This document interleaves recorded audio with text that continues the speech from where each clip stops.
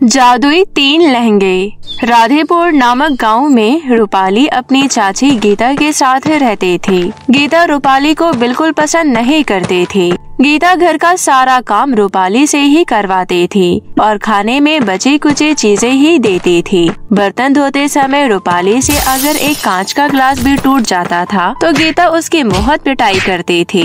गीता को ये लगता था कि अगर वो रूपाली पर अत्याचार करेगी तो एक न एक दिन रूपाली घर छोड़कर चली जाएगी। इसी तरह से समय बीत रहा था। एक दिन रूपाली से मिलने उसकी दोस्त स्वाति आती है।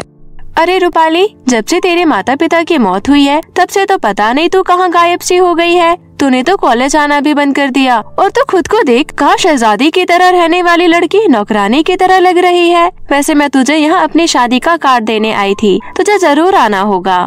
स्वाति, मैं तुझसे वादा तो नहीं करूँगी, पर हाँ मैं कोशिश जरूर करूँगी। वैसे भी 8 महीने से मैं किसी की शादी पार्टी वगैरह में नहीं गई हूँ। मेरा भी बहुत मन है तुम्हारी शादी में आने का। पुरानी सहेलियों से मिलूंगी तो मुझे बहुत अच्छा लगेगा। चलो तुम नाश्ता कर लो। रूपाली के कहने पर उसकी दोस्त नाश्ता करने लगती है। तभी गीता आती है और रूपाली की दोस्त को नाश्ता करते हुए देखती है। स्वाति के जाने के बाद गीता रूपाली की खूब पिटाई करती है और उसे कहती है, क्यों रे करम चली, अपने दोस्त को तो बड़े अच्छे से नाश्ता करवा रही थी। पैसे क्या पेड़ पर उगते हैं जो तू अपने दोस्तों पर उड़ा रही है? इसकी सजा तुझे जरूर मिलेगी। तुझे 3 दिन खाना नहीं मिलेगा। भूखे रहकर सारे घर का काम कर। चाची जी मुझे माफ कर दो। स्वाति बहुत समय बाद घर आई थी, इसलिए मैंने सोचा उसे थोड़ा नाश्ता करवा दूं। गलती हो गई मुझसे। आज के बाद मैं कभी किसी को नाश्ता करने के लिए नहीं कहूँगी। मुझे इतनी बड़ी सजा मत दीजिए। मैं 3 दिन तक भूखी रहकर घर का सारा काम कैसे करूँगी? मुझे नहीं पता, नाश्ता करवाने से पहले सोचना चाहिए था तुझे ये सब।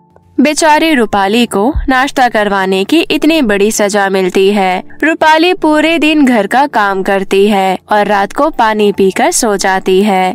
इसी तरह 3 दिन बीत जाते हैं। 3 दिन तक भूखे रहने की वजह से रूपाली को कमजोरी आ जाती है, इसलिए वो बिस्तर से नहीं उठ पाती। रूपाली कमजोरी की वजह से नाश्ता बनाने नहीं जा पाती है। तभी वहाँ गीता आती है।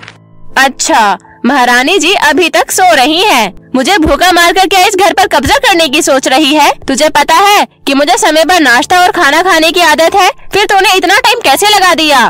चाची जी, 3 दिन से आपने मुझे खाना नहीं दिया था और घर का सारा काम करवाया था, जिसकी वजह से मुझे कमजोरी हो गई है। मैं उठने की बहुत कोशिश कर रही हूँ, लेकिन उठ नहीं पा रही हूँ। चाची, आज आप मुझे खाने के लिए देंगी ना?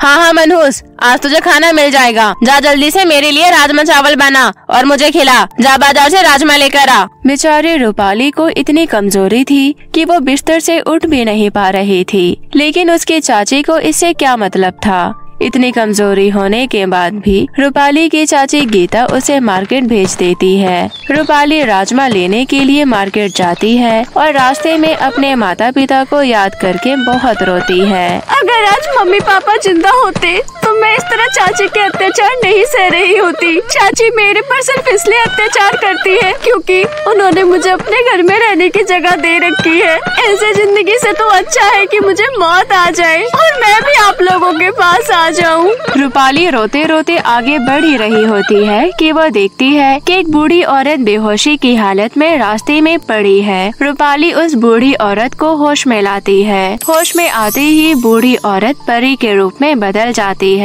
परी रूपाली से कहती है, मैं बहुत समय से बेहोश पड़ी हूँ, लेकिन किसी ने भी मेरी मदद नहीं की। लेकिन तुमने जैसे ही मुझे देखा, तुमने मेरी मदद की। इससे पता चलता है कि तुम कितनी अच्छी हो। मैं भी तुम्हारी कुछ मदद करना चाहती हूँ। मैं तुम्हें जादुई 3 लहंगे दे रही हूँ। लेकिन परी, मुझे लहंगों की कोई जरूरत नहीं है। मुझे खाने की जरूरत है। मैंने 3 दिन से कुछ नहीं खाया है, जिसकी वजह से मेरे शरीर में कमजोरी आ गई है।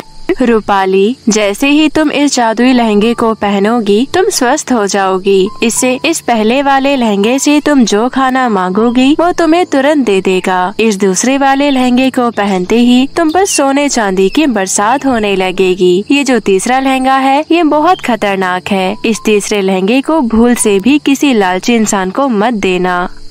ठीक है परी, मैं इस बात का ध्यान रखूंगी। आपका बहुत बहुत शुक्रिया।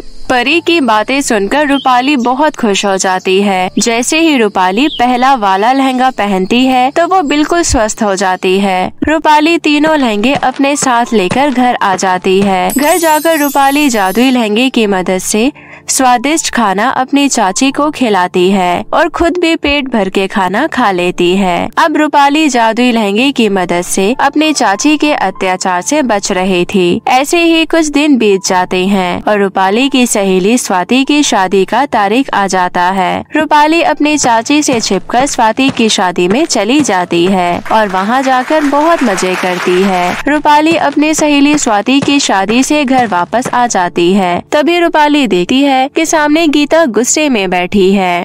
क्यों रे करमचली, मेरे से छुप छुप कर आजकल कहाँ जाने लगी है तू? तेरे पास इतना सुंदर लहंगा कहाँ से आया? सच सच बताना मुझे।